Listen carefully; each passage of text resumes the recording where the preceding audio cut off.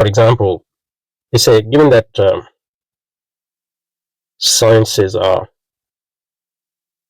most trusted source of knowledge, and we accept its conclusions. So we accept the conclusions of physics and cosmology.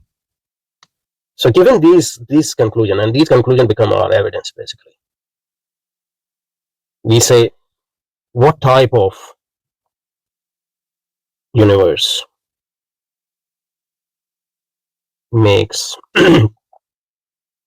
overall coherent sense, given that physics and cosmology is true.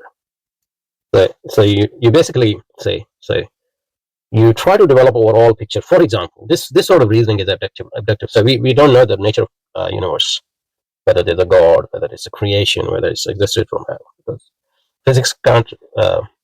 Physics gives you some indication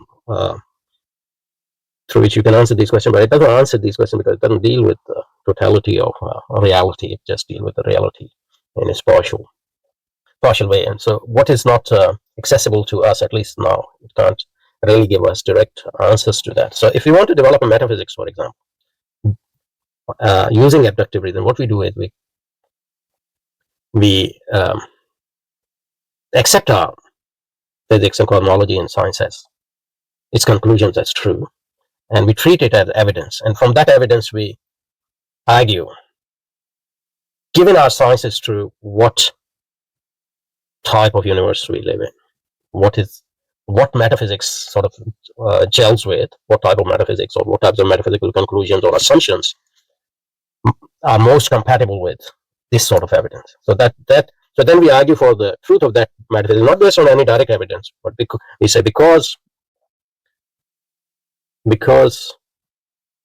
our physics is true, and because the conclusions of physics are true, and if we treat them as evidence, then this sort of, whatever this is, sort of metaphysics makes more the best sense given our evidence. So you go from the evidence, so you work from the evidence to its implications for example, your metaphysics, or a particular metaphysical question, for example, or about the nature of the universe, for example, overall nature. So this is sort of an abductive reason. And in a way, it reminds me of at least a version of our understanding of transcendental argument.